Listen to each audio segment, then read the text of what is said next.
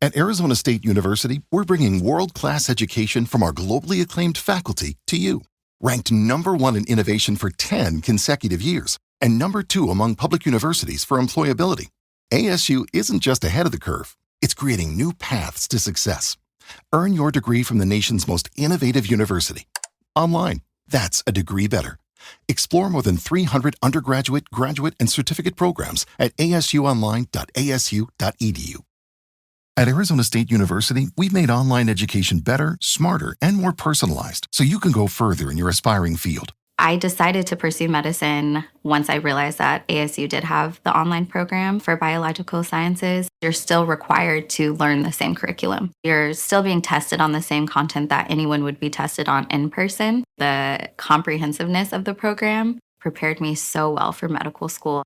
Explore over 300 programs at asuonline.asu.edu.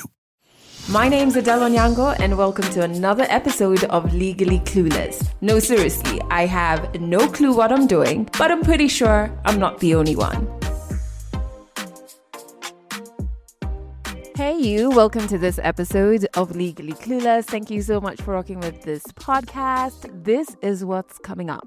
So one of the ladies was like, udem anajisikia na akona mguu mbaya hata waivaa heels. But one thing they forget is that currently we have prosthetics where people can wear heels.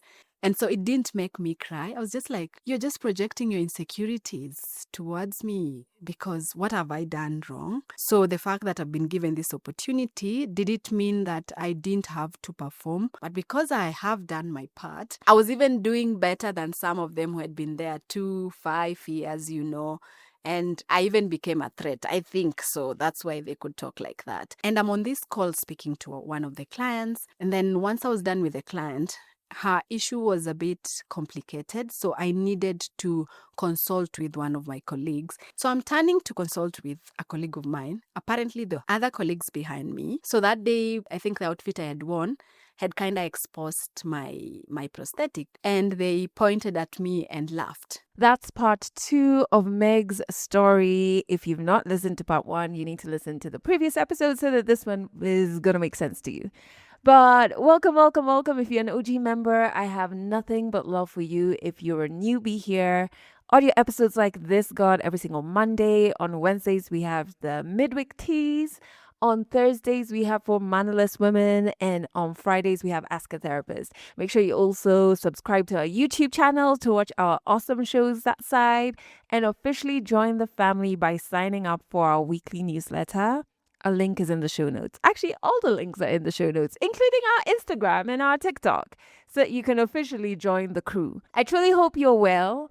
I have been leaving my feelings of overwhelm. I talked about them in last week's midweek teas. I've been leaving them on my drums. Let me tell you, for a bit, I haven't been drumming. I just felt like zero motivation. I felt like the drills, or rather the grooves I was trying to learn, I wasn't getting them. So I'd kind of jaded my way out of drumming. And then on one day, I don't know what I had seen on the news.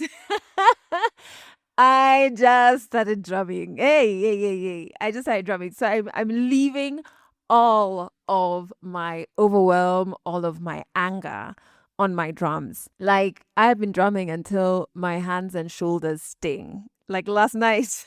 Thank God I live in the middle of nowhere. Like, there's no neighbors to make noise for, but my arms and shoulders when I was going to bed, Jesus. And you know, I had always thought that the yoga that I do in the mornings was responsible for my toned arms. Nothing. It is the drumming. Drumming is a workout, let me tell you, a full-on workout and a full body workout, because your legs are also doing things. All right. One leg is like hitting the bass. One leg is like opening and closing the hi-hat. It's a workout. Full body workout. But that has been a wonderful outlet. Like, honestly, I'm currently working on It's My Life by Bon Jovi, and just like every moment that I get better at the song, better at the grooves, like it's quite fast for me. Every moment that I get better just makes me so much happier. It like injects joy back in my life during these hectic times, you know? Whew. Anyway, I hope you're good. I think it's time for us to jump into 100 African stories. And as I mentioned earlier, it's part 2 of Meg's story, so make sure you listen to part 1 of the previous episode. Obviously, from last week, she spoke about her experience being born with one leg, and now she shares how that affects her experience looking for a job. 100 African stories on Legally Clueless. Stories from Africa.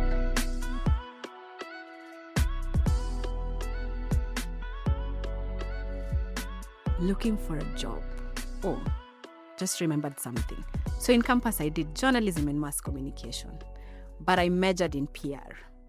And the reason why I even did journalism is because growing up, I used to look at these presenters on TV, and I was just fascinated the way they would speak, the way they would, read news, present themselves. I was like, even me, I can be one of them. But I didn't put in mind that when it comes to the society, there's a way women are perceived. For someone to be in the media, I know things are changing now, but for you to be in the media, you needed to be, let me put it like perfect. You should have both hands and both legs. And so after I graduated, looking for a job, oh my goodness, was a hard nut to crack for me. And there were places I would go there, have interviews, and they ask me, so are you sure you're okay mentally? I'm like, but I'm okay. If I'm communicating with you, it means I can communicate, I can deliver. Just the fact that I have one missing leg, it doesn't mean it affected the other parts of my body. It's just my leg that is missing. But give me a chance to see what can I deliver. And if I'll not be able to deliver, then give this particular chance to someone else. So it took me a longer time to even find employment. At some point, I had been dropping my CVs in some of the radio stations, and I got so many rejections that I was like, I'm not doing this. And the reason why I was even dropping my CVs in the radio stations is because of the experience I had in campus, where I had gotten like good, responses or feedback from people who are like, you have a nice voice, you host the show so well. So this is something you should explore, do more of that. But now you're out here looking for a job and no one is willing to embrace you just because of your disability. And as much as I did journalism, remember I majored in PR. So I thought, then I need to do something in PR. But there was a friend of mine who was ahead of me in campus who had cleared earlier, and she was in an animation school, and apparently they were hiring. So she was like, apply. But now you're coming to be a teacher. That's also another thing I didn't want to do. Being a teacher, standing in front of students. Now, at the moment they realize that I have a disability, the nicknames they'll give me, all this manner of things. That's what was going through my mind. However, she encouraged me and told me, no, just come. And even if you don't want to be a teacher, they can give you another position. And I'm glad that I went, did the interview. In fact, the director of that particular school just liked my interaction with him. And he was like, so you will not be a teacher, but we're giving you another position. You will be an internal assessor. And by an internal assessor, it meant that because it was an animation school, the work that the students have been given to do, once they have submitted it, it's not manually done. They had a marking system which was used to create like the options and also the answers to the assignment that the students have been given. So you will just cross-check on the work that the student is doing, and then you now tick it from the system. And I needed now to be taught how to code. Remember, I have a background in journalism. I've never coded before. And they trained me. Surprisingly, within a month, I had known a bit of VB script. That's the code language that we were using. And I was able to create now the marking schemes for one of the teachers who was teaching one of the animation courses. And I would also help him because they would change also teachers. There was a time there was a him, there's a time there was a she. So depending on which teacher it was, I would help them in terms of even marking the students' work. And that was a new, I would say, journey for me. something I'd never even thought I would do. And it was a really, really nice experience. But also, it was at the same place where I also faced discrimination. Remember, I didn't do coding in school. And the fact that I was given an opportunity to even learn and do the work, some people thought that I could not deliver. They were like, we should give this opportunity to someone else who's done coding. They will understand. Someone who has never done and she has a disability, how is she going to do this? And they would, talk all this manner of things. But I am glad that I am a fast learner. I was able to, do what I was meant to do. And one experience I would say where I faced some form of discrimination or even stigmatization at work is people making conclusions just because I have a disability that I shouldn't like love myself. I shouldn't be proud of who I am. And I remember these ladies one of them came and told me, so they didn't tell me directly, but one of them heard what they were saying because she was part of the team, but came and told me. And one of the ladies was like, let me say it in Swahili and then I'll try to translate it in English. Udem anajisikia na akona mguu mbaya hata waiva heels. And so to translate it in English, they had said this girl is full of herself and yet she has one bad leg. She will never wear heels. And it's true, I could never wear heels. But one thing they forget is that currently we have prosthetics where people can wear heels. And it got into me at that time. But I'm grateful that still, remember, my families were encouraging me and I was now accepting myself. And so it didn't make me cry. I was just like, you're just projecting your insecurities towards me because what have I done wrong? So the fact that I've been given this opportunity, did it mean that I didn't have to perform for you now to confirm that you shouldn't have hired her? You see, she can't perform that. But because I have done my part, and I have performed well. I was even doing better than some of them who had been there 5 years, and I even became a threat. I think so. That's why they could talk like that. But I was there for a short period of time. Then I left that place, I looked again for another work environment, went into customer service. And remember, in my first place of employment, I was the only person with disability. There was no single person. Now, in my second place of employment, still, I was the only person who was disabled. And it was a nice experience, I think, because in my first place of work, I had been given an opportunity to be receiving calls, responding to, messages. And it's something I realized, I can tap also into this, make a living out of it. And so when I got an opportunity to work at the customer service company, again, we had to be trained because we were handling different clients. Basically, the company was outsourcing. And we would be given, either different days you would do calls, different days you would do emails, different days you would do chats. I would say with calls, I was very good at it. And there was a day I think I even handled 100 calls, which was something good. But you see, by the end of the day, you're just leaving the office. You're like, no, I can't continue doing this. But it was really interesting. However, the other challenge I faced was also discrimination. I remember there was a day where, so we used to have like our different workstations and there was a way they were spaced. So there were people behind me, there were people in front of me, there were people on the side. And I'm on this call speaking to one of the clients. And then once I was done with the client, her issue was a bit complicated. So I needed to consult with one of my colleagues and see how best we can help the client. So I told the client, kindly just give me like 10 to 15 minutes. I'll get back to you via email. And the client was like, okay. I'm waiting to respond to you. So I'm turning to consult with a colleague of mine. Apparently, the other colleagues behind me who so that day, I think the outfit I had worn had kind of exposed my prosthetic, and they pointed at me and laughed. I did not see them pointing at me. I did not see them laughing. So as I'm turning to consult with this other colleague, and then the colleague is like, what is wrong with these people? What is wrong with them? So I'm like, okay, what's not happening? By the way, I need help. And she's like, why are they looking at you and pointing at your leg and laughing? this is so uncouth. This is so not right.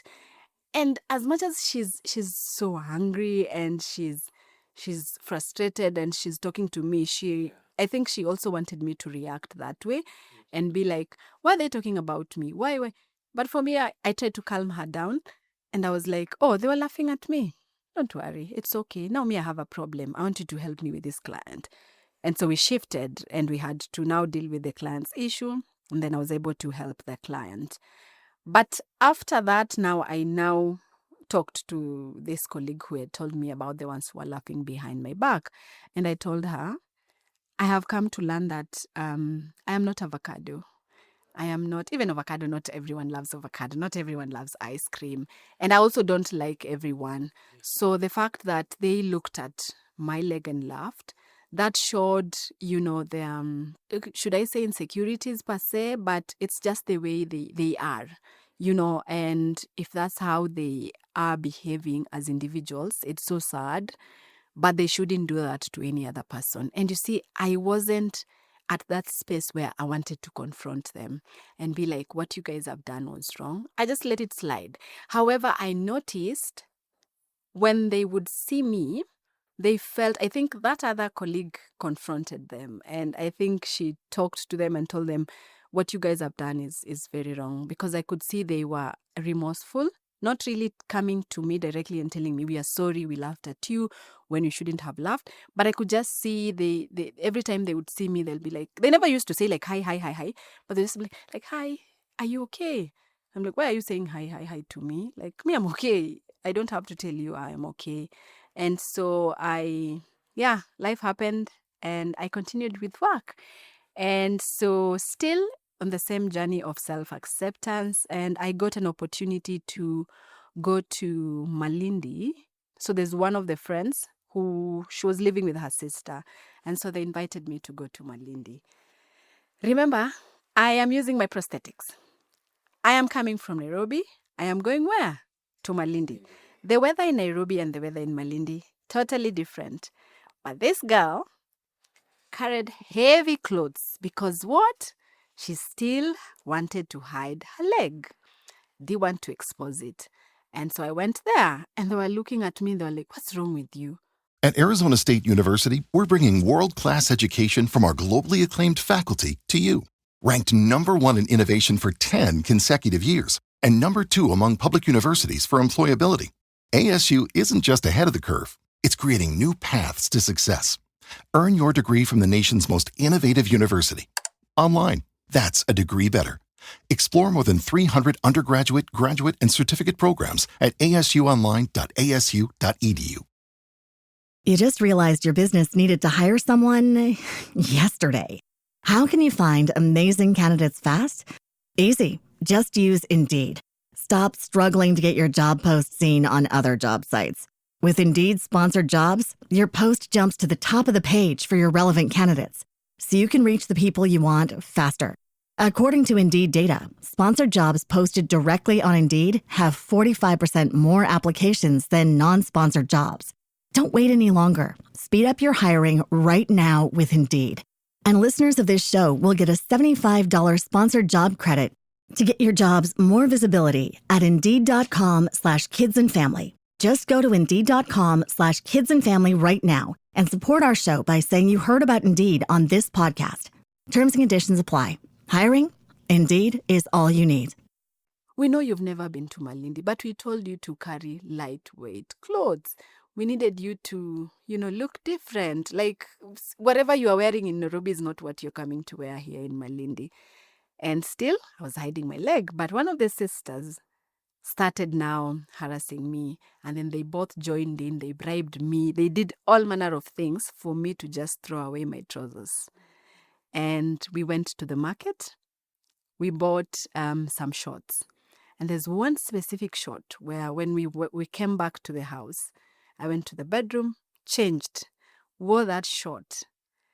I stood in the mirror and the person I saw, damn, she looked so nice. I was like, okay, so this is how I look. Why have I been hiding my leg? Why? I I should be wearing such clothes. I should be proud of my leg. And I should, embrace who I am. And yeah, I think that's where now I was like, this is something I should do. But remember, I was still using my first prosthetics, the one that I had been given for free, because I used to go and have it changed as I was still growing up. But now when I reached the point where I was not growing up, I used one. And one of the challenges is maybe I would say I used to face is if I grew bigger, then my prosthetic would not fit me. I'll have to change it. If I grow thinner, again, it will still not fit me. So I needed to make sure I am just a certain weight. Even now, that's something that I still do. And so they did all manner of things, the two sisters. And by the time I was leaving that place, I was a different human being. And I had mentioned earlier that I love dancing. And it's only my siblings who knew I could dance and my cousins, but the other people never knew I could dance. And so when I came to Nairobi, one of the friends, I think, I don't know what conversations we were having. And that particular time I was with a cousin of mine. And so she tells me, so there's this organization that is looking for amputees, and they want amputees to, wear their systems and dance with the systems. I was just like, okay. And she asked me, is this something you would want to do? I was quick to tell her, me, I don't like dancing. But because I was with my cousin, she was like, ay, Webe, you can dance. Ebu, you can do this. Just do that. And remember, I was still in the customer service industry.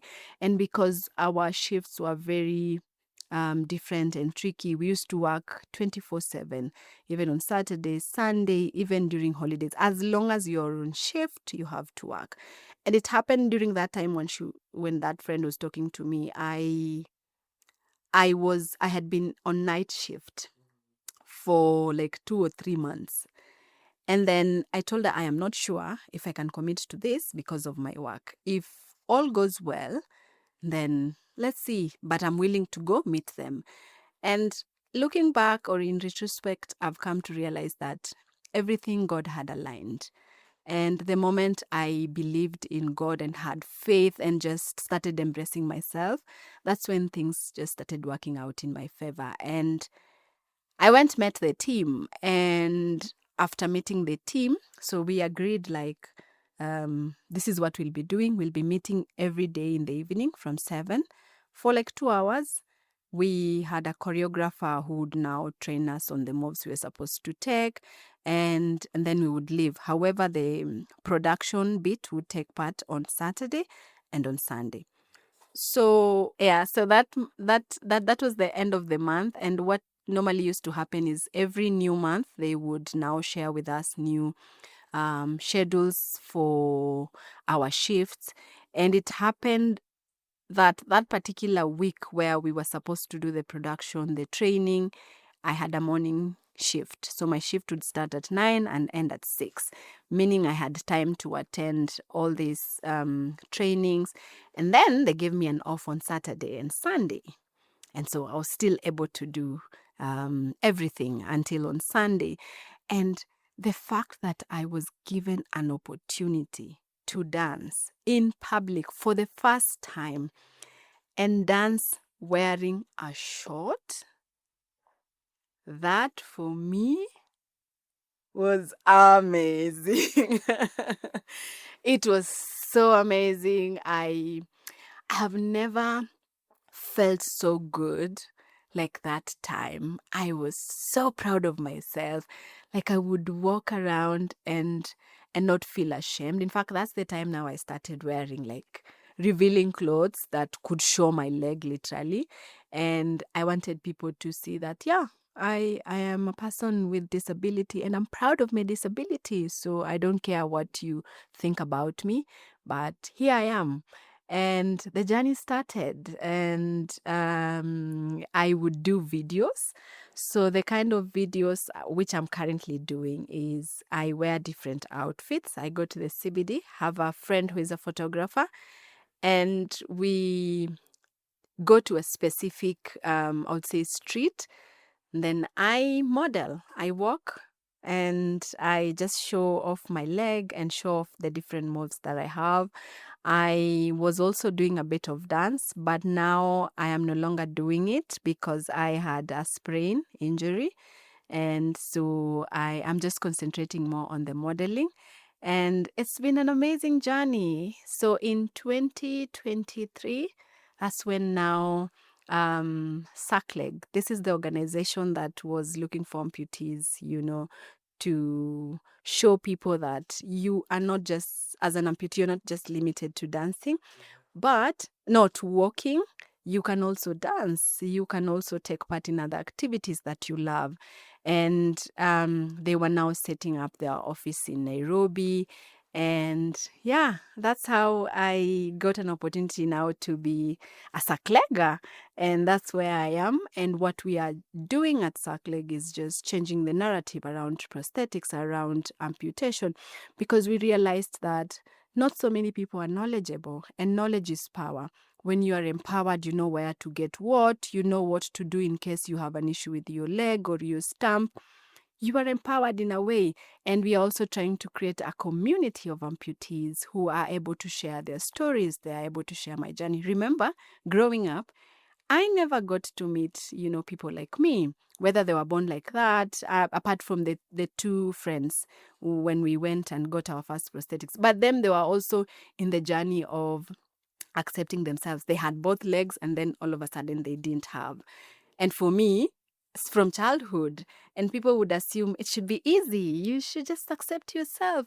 But they forget that we compare ourselves, and we ask questions, and we do all manner of things just to be embraced, to be accepted. But I'm grateful for that journey, because now I want to be that voice, that person who shares her stories, to not just encourage amputees or people who've lost their limb or limb difference, but also for parents. I would really have loved to have a conversation with my mother, just to know how was it for her giving birth to a child like me. And I want to encourage any parent out there, please do not hide your child, no matter what kind of disability they have. Please, please, please don't hide them. These kids will make you proud one day. They will do amazing things that will surprise you. And please know that when God created us, He had good plans for all of us, not just that for specific category of people who had legs or who maybe are beautiful than others. No, He had good plans for all of us. So love your child, support them. I know it can be a lot for a caregiver, because you're also wondering, where did I go wrong? What did I do for my family member, my child, to be like this, or my sister, my brother? But they just need the love. And when you feel like it's overwhelming, take time also for yourself. Go for counseling, join the community of fellow parents who are also going through the same journey, and engage. It's a process, yes, but you will get there. I can't really say that I am there, but I'm grateful where I am now. I don't really put into mind a lot what people think about my disability or my leg, but I'm just here to be impactful, to make a change, to make a difference in society, to, I don't know, be a better human being, because we all go through stuff. All go through a lot, but what should we do to make our world a better place? And smile more, be kind to one another. You never know. Yeah. And look, I'm here. Who would have thought? Yeah. Catch more African stories in the next episode of Legally Clueless. I think Meg's energy is so infectious. I love it. I love it. I love it. And even just knowing that she is a member of our community here, because we met through group therapy, I'm just like, yep, this is the type of energy we have in this family. And so first and foremost, I want you to connect with Meg and see the awesome work she's doing in creating awareness around prosthetics. Her current campaign that has her on billboards across Nairobi. So in the show notes, there's a link to her social media so that you can become friends with Meg and support the work that she's doing. I think my takeaway from part 2 is just first that there are so many people who deserve to be punched in their face, because what would you find funny about somebody who's otherwise abled? I don't get it. I really don't get it. Just poor home training, to be honest. I feel like even if you're not an asshole like the people in the story, the people who are laughing, you could, because of your privilege, have forgotten that other people experience life very differently from you. And I've always found that it is so important to be curious, to know how different communities are navigating life. It's important to know so that you don't think your way of life, your perspective is the only way there is. And so I love that Meg speaks up, and I love that we've had her on the podcast for that very fact. I want to know what you connected with in this episode. Drop it in the comments wherever it is that you're listening to this wonderful episode on. And thank you so much for being part of the family. I appreciate you, and I believe you have everything it takes to heal. That's it for this episode of Legally Clueless. You can share this podcast with your friends. You can keep it for yourself. I'm not judging. Just make sure you're here next week for the next episode. When we started writing our thoughts down on paper, it opened up endless possibilities. Ideas could grow beyond the borders of the mind, and it changed the world. Somewhere along the way, we lost touch with paper, distracted by devices made for every purpose except for thinking and focus. On edge, waiting for the next notification. But what if new technology didn't pull us away from paper, but brought us closer to it? Listen. That's not paper. It's the sound of the new Remarkable Paper Pro, rewriting the future. A paper tablet with a true color ink display, gentle reading light, and unheard of tactility. With digital features for taking notes, thinking, and organizing, without any distractions. Paper is about to change the world again. Get your paper tablet at remarkable.com today. Stop by Sherwin-Williams and get 30% off select paints and stains June 13th through the 23rd. It's the perfect time to transform your space with color. Refresh your home inside and out with colors that make every space feel brand new. From cozy interiors to stunning exteriors, we've got the perfect shade for your next project. Shop the sale online or visit your neighborhood Sherwin-Williams store. Click the banner to learn more. Retail sales only. Some exclusions apply. See store for details.